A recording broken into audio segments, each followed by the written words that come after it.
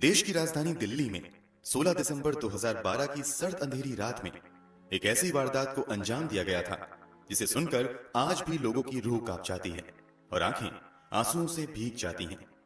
एक चलती बस में 23 साल की मासूम सी लड़की के साथ 6 हैवानों ने दरिंदगी की सारी हदें पार कर दी थी। हम निर्भया केस की बात कर रहे हैं। संभव है कि आपने भी अब तक निर्भया केस के बारे में बहुत कुछ पढ़ा और सुना होगा, लेकिन हम आपको इस केस की कुछ ऐसी बारीकियां बताएंगे जिनके बारे में शायद आपने अब तक नहीं सुना होगा।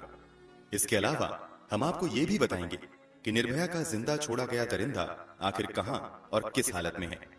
हम आपको निर्भया के एकमात्र जिंदा बचे नाबालिग दरिंदे को 10,000 रुपए और सिलाई मशीन देने के पीछे की भी पूरी कहानी बताएंगे, तो वीडियो में अंत तक जरूर बने रहिए।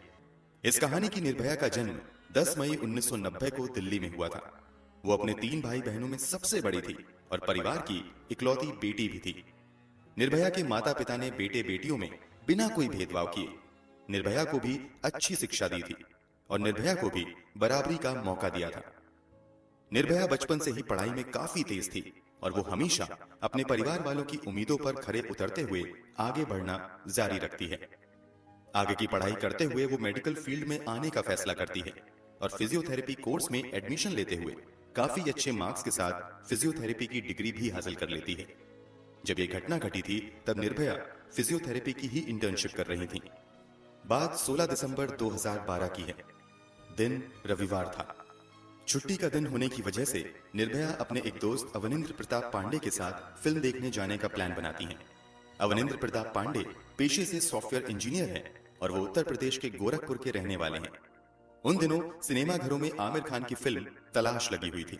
फिल्म की काफी चर्चा थी, इसलिए निर्भया अपने दोस्त के साथ तलाश फिल्म देखने का प्लान बनाती हैं और ये दोनों पब्लिक ट्रांसपोर्ट से फिल्म देखने के लिए PVR select city walk Saket चले जाते हैं। जब ये लोग सिनेमा हॉल तक आते हैं तो वहां काफी भीड़ होती है और इन्हें फिल्म का टिकट नहीं मिल पाता है, इसलिए ये दोनों तलाश फिल्म देखने की बजाय लाइफ ऑफ पाई नाम की फिल्म देखने का फैसला करते हैं। इवनिंग शो में लाइफ ऑफ पाई देखने के बाद निर्भया और पांडे अपने अपने घर जाने के लिए ऑटो का इंतजार करने लगते हैं।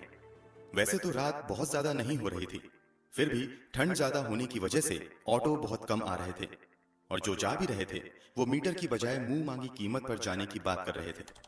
कुछ देर की जद्दोजहद के बाद एक ऑटो वाला मिलता है जो इन्हें लेकर चलने को तैयार हो जाता है, मगर वो इन दोनों को मुनेरका बस स्टैंड तक ही लाने के लिए राजी होता है। ये दोनों सोचते हैं कि मुनेरका से बस लेकर द्वारका तक चले जाएंगे, इसलिए ये दोनों ऑटो से चलकर मुनेरका बस स्टैंड तक आ जाते हैं। मुनेरका बस स्टैंड आने के बाद ये दोनों थोड़ी देर इंतजार करते रहते हैं, मगर इन्हें अपने डेस्टिनेशन तक जाने के लिए सही सवारी नहीं मिलती है। हालांकि जब रात के लगभग 9:30 बज रहे होते हैं तभी एक सफेद कलर की काले शीशे वाली बस वहां से गुजरती है। बस के गेट से एक लड़का चिल्लाते हुए इन लोगों से पूछता है कि कहां जाना है। जवाब में निर्भया का दोस्त कहता है द्वारका। बस वाला कहता है कि हम भी वहीं जा रहे हैं। इसके बाद निर्भया अपने दोस्त के साथ इसी बस में बैठ जाती है। जब निर्भया और उसके दोस्त बस के अंदर जाते हैं तो देखते हैं कि बस के अंदर 3 और सवारी हैं, इसलिए ये दोनों भी निश्चिंत होकर बस में ही बैठ जाते हैं। बस के अंदर मौजूद एक लड़का इन दोनों से मुनिरका से द्वारका तक जाने के लिए किराए के तौर पर 10-10 रुपए भी ले लेता है। हालांकि जब ये दोनों टिकट मांगते हैं तो वो बदतमीजी करने लगता है। बस वालों द्वारा टिकट ना देना उन दिनों कोई नई बात नहीं थी, इसलिए दोनों खामोश होकर बस के अंदर ही बैठ जाते हैं और अपनी मंजिल पर पहुंचने का इंतजार करने लगते हैं। मगर किसे मालूम था कि उनका इंतजार बस इंतजार बनकर ही रह जाएगा। कुछ देर तक तो बस अपने रास्ते पर आगे बढ़ती रहती है, मगर थोड़ी देर के बाद ड्राइवर बस को निर्धारित रूट से हटाकर दूसरे रास्ते पर मोड़ देता है। इस बात का अंदाजा होते ही निर्भया का दोस्त तुरंत बस के अंदर मौजूद लोगों से इस पर सवाल करना शुरू कर देता है। इस सवाल का सही ढंग से जवाब देने की बजाय बस का दूसरा स्टाफ निर्भया के दोस्त के साथ ही बदतमीजी करने लगता है और उससे पूछने लगता है कि तुम दोनों आखिर कौन हो और इतनी रात में अकेले क्या कर रहे थे।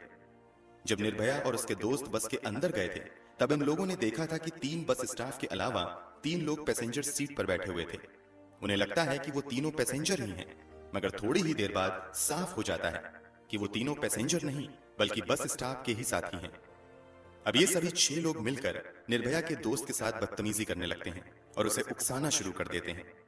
जब निर्भया का दोस्त जवाब देने लगता है तो इस पर बस के अंदर मौजूद भी सभी उसके साथ हाथापाई करने लगते हैं और उसे मारना शुरू कर देते हैं।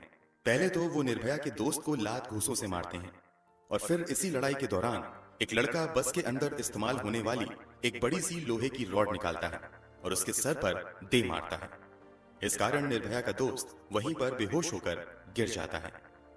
अब आगे निर्भया के साथ रूह कपा देने वाली दरिंदगी का सिलसिला शुरू होता है। निर्भया के दोस्त को मारने पीटने के बाद जब ये लोग देखते हैं कि वो लड़का बेहोश हो गया है, तो अब ये सभी निर्भया को खींचते हुए बस की पिछली सीट पर ले जाते हैं। अब यहां जो कुछ भी निर्भया के साथ होता है उसे हम शब्दों में भी बयां नहीं कर सकते हैं। बस चलती रहती है और निर्भया के साथ दरिंदगी अंजाम दी जाती रहती है। ये सिलसिला 2-2.5 घंटे तक चलता रहता है। इस दौरान बस के बगल से कई बार पुलिस की गाड़ी भी गुजरती है। बस खुद भी कई थानों के बगल से गुजरती है, मगर कोई भी इस बस को रोकता नहीं है और बारी बारी से बस के अंदर मौजूद सभी 6 दरिंदे निर्भया के शरीर को नोचते रहते हैं। चूंकि निर्भया का दोस्त सर पर हुए लोहे की रॉड की वार की वजह से बेहोश हो गया था, इसलिए वो निर्भया की मदद करने की स्थिति में नहीं था। 6 लोगों के साथ लड़ना अकेले निर्भया के लिए संभव नहीं था। फिर भी निर्भया अपनी पूरी हिम्मत लगाते हुए उन दरिंदों के साथ लड़ती है और बाद में हुए खुलासे के मुताबिक 3 में से 6 दरिंदों पर वो कई वार करती है और कईयों को वो काट कर बचने की भी कोशिश करती है, मगर अफसोस ऐसा हो नहीं पाता है। जब उन सभी दरिंदों का मन भर जाता है तो ये सभी मिलकर निर्भया को बस से बाहर फेंक कर उसे कुचलते हुए एक्सीडेंट का रूप देने का प्लान बनाते हैं। मगर उससे पहले ये लोग मिलकर तय करते हैं कि निर्भया का दोस्त भी मर जाना चाहिए। इसलिए एक बार फिर से निर्भया के दोस्त के सर पर दोबारा लोहे की रॉड से वार किया जाता है और फिर दोनों को चलती बस से ही फेंक दिया जाता है। बस से फेंकने से पहले इन दोनों के कपड़े भी वो दरिंदे उतार लेते हैं और इनके पास मौजूद मोबाइल समेत दूसरे सभी सामान लूट लेते हैं। अभी रात के लगभग 11 बज रहे थे। बस के अंदर मौजूद दरिंदों ने निर्भया के दोस्त की जान लेने की पूरी कोशिश की थी, मगर वो उसकी जान नहीं ले पाते हैं। इस कारण बस से फेंके जाने के बाद निर्भया का वही दोस्त कुछ होश में आने के बाद लोगों से मदद की गुहार लगाने लगता है, मगर काफी लोग उसे नजरअंदाज करके निकल जाते हैं। हालांकि एक अनजान व्यक्ति इन दोनों को बुरी हालत में देखकर पुलिस को फोन करता है और थोड़ी ही देर बाद पुलिस की एक टीम भी वहां पर पहुंच जाती है और तुरंत दोनों को सफदरगंज अस्पताल में भर्ती करवाया जाता है। निर्भया के साथ कितनी बर्बरता की गई थी, इसका अंदाजा आप इस बात से लगा सकते हैं कि निर्भया की आंख बाहर निकल चुकी थी, बेतहाशा ब्लीडिंग हो रही थी, पूरा शरीर चूर चूर हो चुका था और उसके शरीर के अंदर लोहे की रॉड डाली गई थी। निर्भया की स्थिति को देखते हुए तत्काल ही इलाज शुरू कर दिया जाता है। हालत इतनी ज्यादा गंभीर हो चुकी थी कि तुरंत ही उन्हें वेंटिलेटर सपोर्ट की जरूरत पड़ती है। कुछ ही घंटे बाद निर्भया के साथ हुई दरिंदगी की खबर मीडिया के जरिए देश दुनिया में भी फैलनी शुरू हो जाती है और जब लोग निर्भया के साथ हुई बर्बरता की कहानी सुनते हैं तो लोग गुस्से से भर जाते हैं। लोग प्रशासन और सरकार के खिलाफ सड़कों पर उतरकर विरोध प्रदर्शन करना शुरू कर देते हैं। साथ ही साथ लोग जल्द से जल्द अपराधियों की गिरफ्तारी की भी मांग करने लगते हैं। देखते ही देखते ये विरोध प्रदर्शन आंदोलन का रूप ले लेता है और देश भर में निर्भया के समर्थन में प्रदर्शन होने शुरू हो जाते हैं। लोग देश भर में निर्भया के लिए दुआ करना भी शुरू कर देते हैं, मगर निर्भया की हालत अस्पताल में दिन प्रतिदिन बिगड़ती चली जाती है। यहाँ तक कि 16 दिसंबर 2012 से लेकर 19 दिसंबर 2012 के बीच निर्भया की एक के बाद एक 5 सर्जरी करनी पड़ती हैं। लाख कोशिशों के बावजूद निर्भया की स्थिति बिगड़ती ही चली जाती है।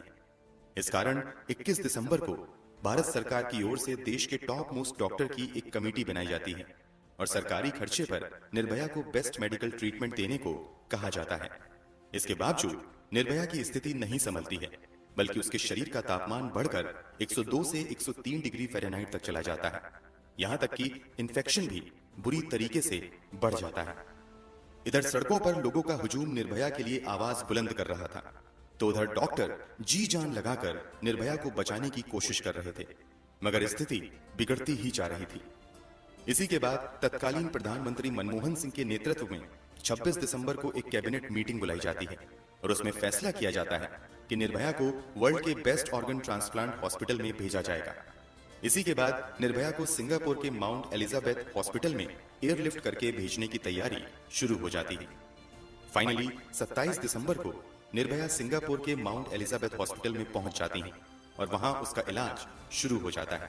मगर यहां आते ही निर्भया की हालत और भी ज्यादा बिगड़ जाती है और 29 दिसंबर को स्थानीय समयानुसार सुबह के 4:45 पर निर्भया इस दुनिया को छोड़कर हमेशा हमेशा के लिए चली जाती हैं। निर्भया की मौत के बाद उसके शव को वापस दिल्ली लाया जाता है और कड़ी सुरक्षा के बीच निर्भया का अंतिम संस्कार कर दिया जाता है। निर्भया के दोस्त को कुछ दिनों के इलाज के बाद अस्पताल से डिस्चार्ज कर दिया जाता है। इधर निर्भया का इलाज चल रहा था, उधर ग्राउंड लेवल पर दिल्ली पुलिस काम करते हुए अपराधियों को गिरफ्तार करने में लगी हुई थी। इस घटना की रिपोर्टिंग के 24 घंटे के अंदर अंदर ही दिल्ली पुलिस ने कई सस्पेक्ट को गिरफ्तार कर लिया था। सीसीटीवी के जरिए दिल्ली पुलिस बस की भी पहचान कर लेती है और उसके आधार पर सबसे पहले उस बस के ड्राइवर राम सिंह को गिरफ्तार कर लेती है और फिर राम सिंह के बयान के आधार पर एक के बाद एक कुल 6 अपराधियों को गिरफ्तार किया जाता है। गिरफ्तार अपराधियों में 30 साल का राम सिंह, 26 साल का उसका भाई मुकेश सिंह था जो राजस्थान का रहने वाला था। इसके अलावा पुलिस ने 20 साल के विनय शर्मा को भी गिरफ्तार किया था जो एक असिस्टेंट जिम इंस्ट्रक्टर था। इसके अलावा 19 साल के पवन गुप्ता को भी गिरफ्तार किया गया था जो एक फल बेचने वाला था। इन दोनों की गिरफ्तारी बिहार और यूपी से हुई थी, जबकि छठे अपराधी को पुलिस ने उत्तर प्रदेश के बदायूं से गिरफ्तार किया था। शुरू में इस अपराधी का नाम पब्लिक में नहीं बताया गया था क्योंकि वो गिरफ्तारी के समय 17 साल और कुछ महीने का था और कानूनी हिसाब से वो एक नाबालिग था, इसलिए उसकी पहचान गुप्त रखी जाती है। हालांकि बाद में खुलासा होता है कि इस नाबालिग का नाम मोहम्मद अफरोज था। अफरोज को आनंद विहार टर्मिनल से गिरफ्तार किया गया था। इसके अलावा पुलिस ने अक्षय ठाकुर नाम के एक 28 साल के लड़के को भी गिरफ्तार किया था जो बिहार के औरंगाबाद का रहने वाला था।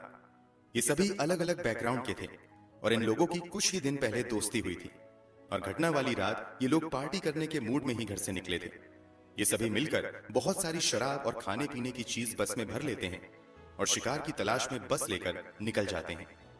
बहुत कम लोग जानते होंगे कि निर्भया को अपना शिकार बनाने से पहले इन लोगों ने बस के अंदर एक 35 साल के रमाधीर सिंह नाम के एक कॉर्पोरेटर को पैसेंजर बनाकर पहले बस में बैठाया और फिर उससे पैसे और मोबाइल लूटकर उतार दिया था। रमाधीर सिंह इस लूट की जानकारी पास से गुजर रहे पुलिस वाले को भी देते हैं, मगर वो पुलिस वाले रामाधीर सिंह की बातों को नजरअंदाज कर देते हैं। शायद उस समय पुलिस वाले रामाधीर सिंह की कंप्लेन को सीरियसली ले लेते तो इतना बड़ा हादसा होने से रुक सकता था, मगर उन्होंने कुछ नहीं किया। सभी अपराधियों की गिरफ्तारी के बाद सबसे पहले उनकी एक आइडेंटिफिकेशन परेड कराई जाती है और फिर निर्भया का दोस्त उन सभी 6 अपराधियों की पहचान कर लेता है। फिर इन लोगों पर मामला दर्ज करते हुए आगे की कार्यवाही शुरू होती है। मामले की सुनवाई चल ही रही होती है कि 11 मार्च 2013 को निर्भया केस के प्रमुख आरोपियों में से एक राम सिंह तिहाड़ जेल में सुसाइड कर लेता है। इसके अलावा 1 सितंबर 2013 को इस केस के नाबालिग आरोपी को जुवेनाइल जस्टिस बोर्ड द्वारा मात्र 3 साल की सजा के तौर पर सुधार गृह भेज दिया जाता है, जबकि बाकी बचे 4 अपराधियों पर बलात्कार और हत्या समेत कई गंभीर धाराओं के तहत मामला चलता है और फाइनली 13 सितंबर को फास्ट ट्रैक कोर्ट द्वारा उन सभी 4 को मौत की सजा सुना दी जाती है। ये सभी अपराधी मौत की सजा के खिलाफ दिल्ली हाईकोर्ट में अपील करते हैं, जहां 13 मार्च 2014 को दिल्ली हाईकोर्ट द्वारा भी निचली अदालत के फैसले को सही ठहराते हुए उनकी फांसी की सजा को बरकरार रखा जाता है। इसके बाद ये सभी सुप्रीम कोर्ट का रुख करते हैं। सुप्रीम कोर्ट द्वारा भी 5 मई 2017 को फांसी की सजा को बरकरार रखा जाता है। इसके बावजूद ये अपराधी एक के बाद एक अपने सभी विकल्प का इस्तेमाल करते हुए बचने की पूरी कोशिश करते हैं, मगर सुप्रीम कोर्ट के बाद प्रेसिडेंट द्वारा भी इनकी पिटीशन रिजेक्ट कर दी जाती है और फाइनली सभी कानूनी दरवाजे बंद होने के बाद चारों अपराधियों को 20 मार्च 2020 को सुबह के 5:30 बजे तिहाड़ जेल में फांसी दे दी जाती है। मेडिकल टीम द्वारा 6 बजे सभी को मृत घोषित कर दिया जाता है। निर्भया के 4 अपराधियों को तो फांसी की सजा हो गई थी, जबकि एक ने खुद ही आत्महत्या कर ली थी। फिर एक का क्या हुआ? जैसा कि थोड़ी देर पहले हमने बताया, इस केस का एक आरोपी इस अपराध को अंजाम देते समय नाबालिग था। इस कारण उसे सिर्फ 3 साल की सजा हुई और उसे सुधार गृह भेज दिया गया। मीडिया रिपोर्ट्स के मुताबिक इस नाबालिग अपराधी का नाम मोहम्मद अफरोज था। 3 साल की सजा पूरी करने के बाद अफरोज को सुधार गृह से निकालकर बेहद ही गुपचुप तरीके से नई जगह पर भेज दिया जाता है। मीडिया रिपोर्ट्स के मुताबिक अफरोज को नए सिरे से जिंदगी की शुरुआत करने के लिए 10,000 रुपए और एक सिलाई मशीन भी दी जाती है ताकि वो बतौर टेलर काम करके अपनी जिंदगी गुजारे। फिलहाल अफरोज कहां रह रहा है, इस बात की जानकारी आधिकारिक तौर पर किसी को भी नहीं है, क्योंकि देश के कानून के मुताबिक नाबालिग अपराधी की सुरक्षा करना भी कानून की ही जिम्मेदारी है। इस पर क्या ही कहा जाए। एक दावा यह भी किया जाता है कि दिल्ली सरकार ने अपनी तरफ से अफरोज को 10,000 रुपए और सिलाई मशीन दी थी, जबकि इसके पीछे की सच्चाई भी जानना जरूरी है। दरअसल juvenile justice care and protection of children act 2014 के मुताबिक जब भी कोई नाबालिग अपराधी अपनी सजा पूरी करके बाहर आता है तो उसके पुनर्वास की व्यवस्था करना राज्य सरकार की जिम्मेदारी है। यह कानून केंद्र सरकार द्वारा ही बनाया गया है। यहां तक कि जब एनडीए सरकार के दौरान इस कानून में संशोधन किया गया तब भी इस प्रावधान को हटाया नहीं गया। इस कारण ही निर्भया के छठे और एकमात्र जिंदा बचे अपराधी को पुनर्वास के लिए आर्थिक मदद और कथित तौर पर सिलाई मशीन दी गई थी। हम यहाँ कोई राजनीति नहीं कर रहे हैं, बल्कि आपको सही जानकारी दे रहे हैं। इस खबर के बाहर आने के बाद लोगों का गुस्सा इसलिए भी बढ़ गया था क्योंकि कथित तौर पर निर्भया के साथ सबसे ज्यादा जुल्म इसी नाबालिग अपराधी ने किया था और इसे ही छोड़ दिया गया। एक और बात आप भी शायद जानते होंगे, दुनिया इस केस को निर्भया के नाम से जानती है और कई महीनों तक किसी को निर्भया का असली नाम मालूम नहीं था। इसकी वजह यह थी कि भारतीय कानून के हिसाब से बलात्कार पीड़िता की असल पहचान जाहिर करना गैर कानूनी है। इस कारण इस लड़की को तब मीडिया ने निर्भया और दामिनी जैसे नाम दिए थे। मगर कानून में यह भी प्रावधान है कि अगर विक्टिम के माता पिता या परिवार वाले चाहें तो वो अपनी इच्छा से उसकी पहचान जाहिर कर सकते हैं। इसी कानून का हवाला देते हुए निर्भया के परिवार वालों ने मीडिया में बयान दिया कि उनकी बेटी ने ऐसा कुछ नहीं किया है जिससे उसकी पहचान छिपानी पड़े, बल्कि हमारी बेटी ने जिस बहादुरी से दरिंदों से मुकाबला किया उस पर तो हमें गर्व है। फिर निर्भया के पिता ने मीडिया से आगे बात करते हुए अपनी बेटी का असल नाम बताया था। हमारी इस कहानी की निर्भया का असल नाम ज्योति सिंह था। इस कामना के साथ कि ज्योति की आत्मा को शांति मिले, हम कहानी यहीं पर खत्म करते हैं।